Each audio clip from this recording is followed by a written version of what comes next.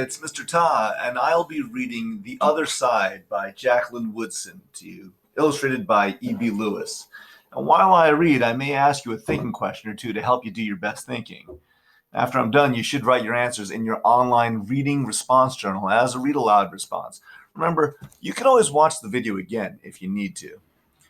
Before I begin, I'd like to say that Jacqueline Woodson does use a lot of poetic language in her books, just like in the other book, Each Kindness, also illustrated by E.B. Lewis.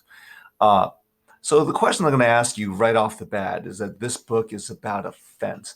When is a fence not just a fence? Sometimes authors use symbols to illustrate a greater point.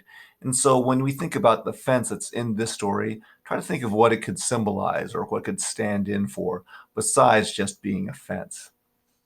And now, The Other Side by Jacqueline Woodson. The illustrations by E.B. Lewis. That summer, the fence that stretched through our town seemed bigger. We lived in a yellow house on one side of it.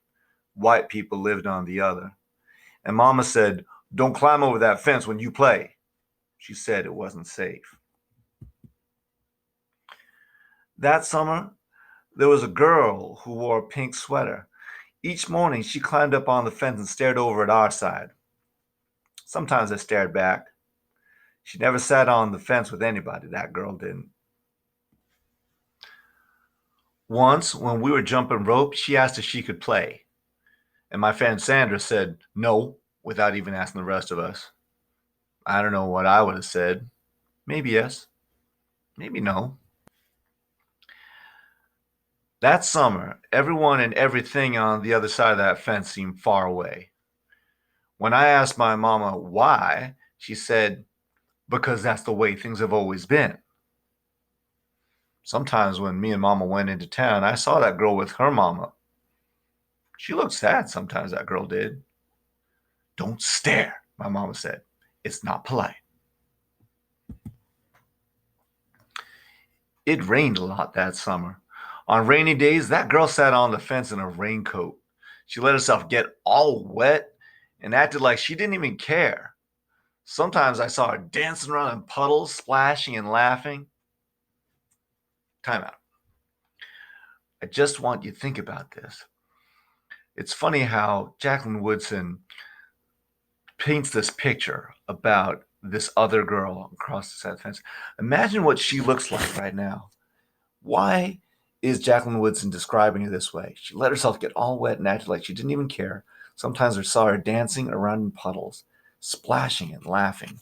Jacqueline Woodson is really trying to show a picture here about what it must be like to show us something about that girl, that character. What do you think she's trying to say about that character?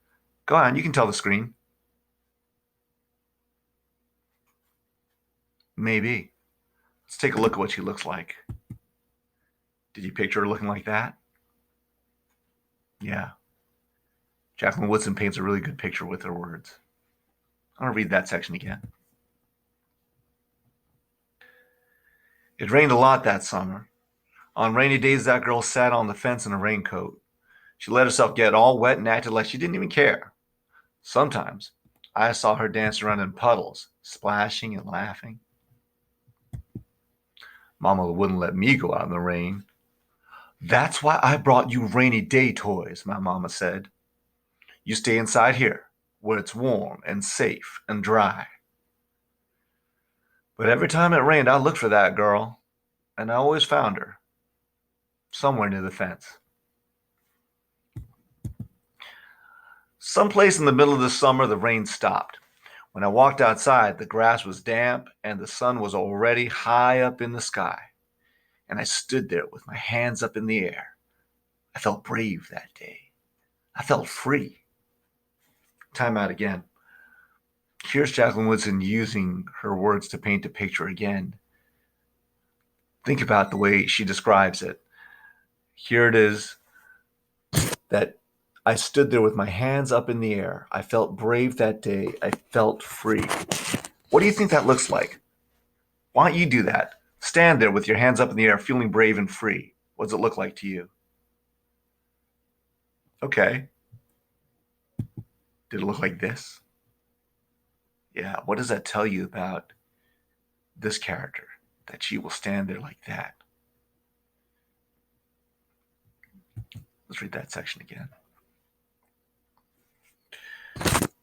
When I walked outside, the grass was damp and the sun was already high up in the sky, and I stood there with my hands up in the air.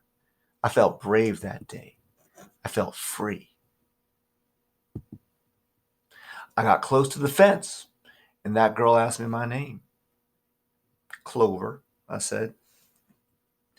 My name's Annie, she said. Annie Paul.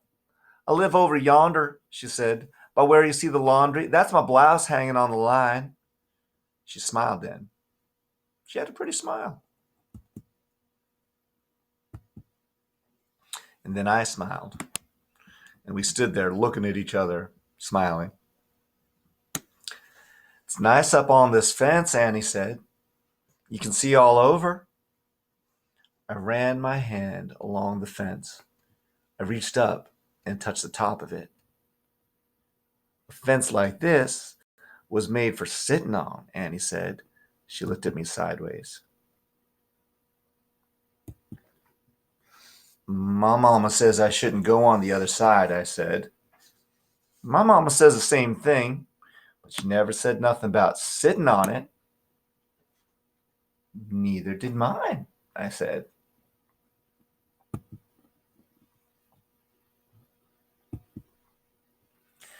That summer, me and Annie sat together on that fence. And when Sandra and them looked at me funny, I just made believe I didn't care. Some mornings my mama watched us. I waited for her to tell me to get down from that fence before I break my neck or something. But she never did. I see you made a new friend, she said one morning. And I nodded and Mama smiled. That summer, me and Annie sat on the fence and watched the whole wide world around us. One day, Sandra and them were jumping rope near the fence, and we asked if we could play.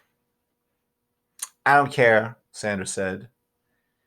And when we jumped, Sandra and me were partners, the way we used to be.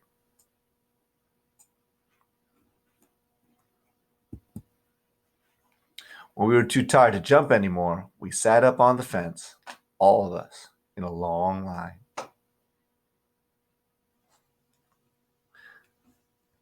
Someday, somebody's going to come along and knock this old fence down, Annie said. And I nodded. Yeah, I said, someday. And that's The Other Side by Jacqueline Woodson. I'm just going to bring up that fence again. Think about that fence. Sometimes a fence is more than just a fence. This fence is more than just wood and nails. Jacqueline Woodson uses this fence to represent something, an idea, something big that she wants to make a statement about. And sometimes it's easiest to make statements about things by using objects and symbols and metaphors, just like in Each Kindness, where the teacher uses rocks and ripples in the water to represent kindness. Jacqueline Woodson is also using this fence to represent something bigger. What do you think this fence means? I think you probably know. When you get an opportunity today, make sure that you write what you think this fence symbolizes in The Other Side, in your reading response journal. Of course, remember to always do your independent reading as well, and look for those symbols as well. Until next time, I'm Mr. Ta.